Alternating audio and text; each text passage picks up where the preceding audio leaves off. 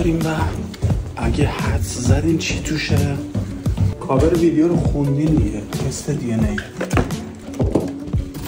ولی میمونه واسه فردا چون واقعا حوصله باز کردن و انجام دادنش رو ندارم. خیلی خوب بچه ها، امروز پس فردای اون روزیه که من بسته به دستم رسید و سریع اینو انجامش بدیم. این شرکتیه که در واقع اون تست دی ان ای رو انجام میده. 2 تا مثل این که سمپلم باید بفرستم. حالا میخونم ببینم چی گفته دقیقا. که اینطور. خیلی خب آقا، خلاصه در واقع دیتا رو بهتون بدم. شماره اکتیویشن دارن که باید شماره رو اول اکتیو کنی توی سیستم و بعدش 2 تا سمپل بگیری از 2 طرف قزاق دهانت و بذاری توی این 2 تا کپسولا و بفرستی توی این پاکت که بره. همین. و الان شماره رو اکتیو میکنیم ما. خب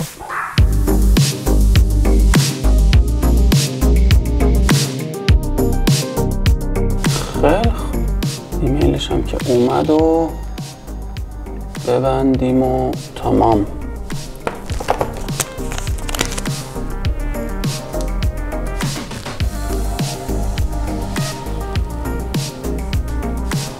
سی الی 60 ثانیه.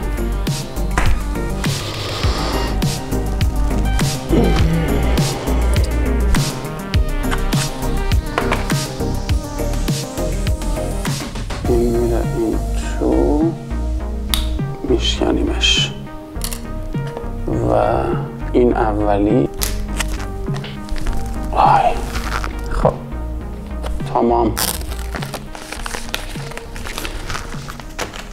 2 هفته الی 4 یا 4 الی 6 هفته. 4 الی 6 هفته بعد هم جوابش میاد. منتها ما انقدر منتظر نمیشیم. من سریع 1 دقیقه دیگه بهتون نتیجه رو میگم. منتها قبلش دوست داشتم بهتون بگم که چرا خواستم همچین تستی انجام بدم. واقعا دلیل خاصی نداشت، فقط یه کنجکاوی بود. وگرنه من به هیچ وجه از اون دست آدما نیستم که روی ژنتیکم، روی نمیدونم شجر نامم، نژادم تعصبی داشته باشم. حماقت محض واقعا دنبال این حرفا رفتن و با اینکه خیلی از دوروریان واقعا براشون شاید این مسائل مهم باشه. میبینم، میشنوم که ملت عقاید نژاد پرستانه‌شون رو عیان بروز میدن، راجع بهش حرف میزنن، خودشون و نژادشون رو احیانا برتر از نژادهای دیگه میدونن. البته یه چیزی هم بگم، مثلا کلمه نژاد رو توی خیلی از کشورهای متمدن مدرن استفاده نمیکنن راجع به انسان و فقط راجع به حیوونا استفاده میکنن از این نژاد. آلمان جزو این دسته کشورهاست که خب یه تجربه خیلی تلخ و سختم پشت سر گذاشته به خاطر نژاد پرستی. من دیگه الان وارد بحث دهه 30 و 40 و انتهاش جنگ جهانی اصلا نمیشم، ولی فاجعه‌ای که منجر به 55 میلیون نفر کشته شد و دیگه الان واقعا همه میدونیم که یکی از دلایلش مسئله نژاد پرستی بود. و میگم توی یک جایی مثل آلمان کلمه نژاد و واسه سگ و گربه و اینجور چیزا استفاده میکنن.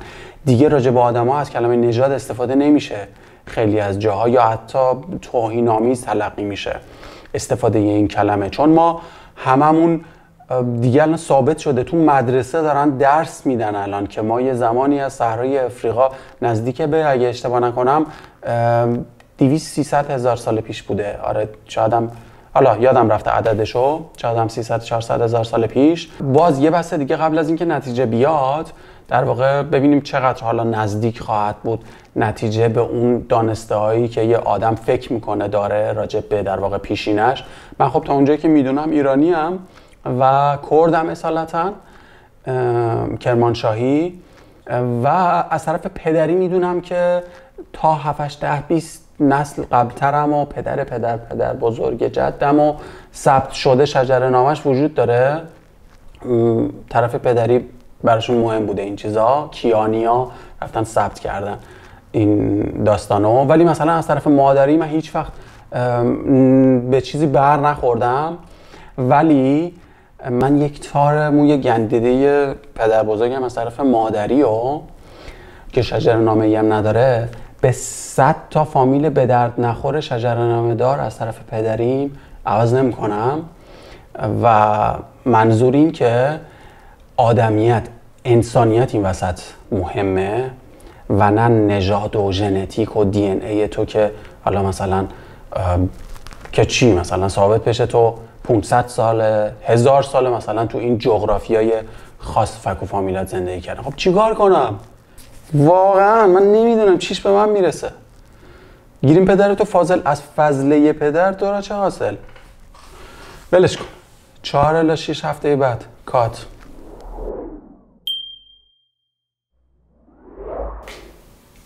خیلی خوب، جواب آزمایش هم اومد بعد از حدوداً 4 هفته اینا. بریم ببینیم نتیجه چیه. The moment of truth.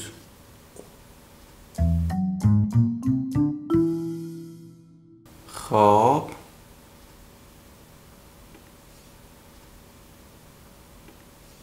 77% وست ایژیا، یعنی همین منطقه ایران.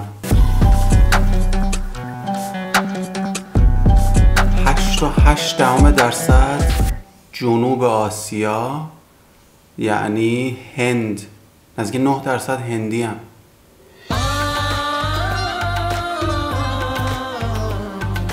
و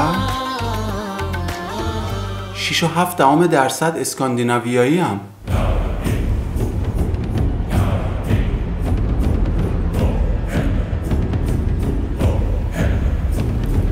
و 4% یهودم، اشکنازی. کافکا فامیل دورمون میشه.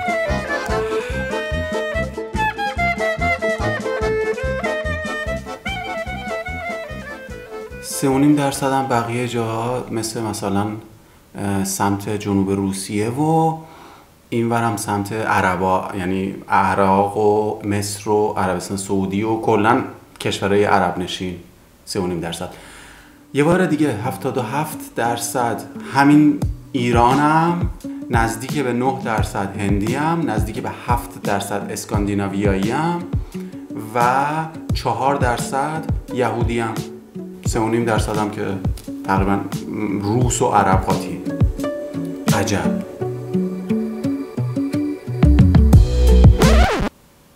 چی کار کنم واقعا الان؟ هیچ حسی از جنس خوشحالی یا ناراحتی واقعا الان ندارم، با اینکه یه بخشی از نتایج برام جالب بود، یعنی انتظارشو نداشتم که مثلا یه کوچولو اسکاندیناویایی باشم یا یه کمکی یهودی باشم، ولی چیکار کنم تهش واقعا. آره ولی جالب بود نتایج. آره فکر میکنم اون چیزی که باید و توی قسمت قبلی گفتم، در واقع نظرم راجع به این داستان. و آره فقط یه بار آخری میخوام دوست دارم تاکید کنم که ما اون چیزی که در واقع براش تلاش میکنیم و به دست میاریم و اکتسابی حق داریم بهش مفتخر باشیم. این نظر منه. و اون چیزی که باهاش به دنیا میایم اهم از ضعف هامون و قوت هامون، یعنی قوت هامون میتونه مثلا چه میدونم یک هیکل متناسب باشه یا چشمای آبی، هرچند که من چشم آبی هم خوشم نمیاد، یا موی بلوند از اونم من خوشم نمیاد، یا قد بلند آنچنانی که اونو نسبتا دارم آنچنانی نیست بلند قدم، ولی میگم به اینا نمیشه افتخار کرد. حتی اگه ضعفی هم داشته باشیم، حتی اگه در بدترین حالت با معلولیت جسمی به دنیا بیایم، اینا چیزایی نیست که ما بخوایم به خاطرش خجالت بکشیم یا بهشون مفتخر باشیم. کاملا تصادفی ما به ارث رسیدن. آنچه که ما برای به دست آوردنش زحمت میکشیم اون قابل احترامه و اجازه داریم بهش افتخار بکنیم. آره همین دیگه. خوش باشید. قربون شما. امیدوارم به زودی بتونم براتون باز هم ویدیو بسازم. تا بعد.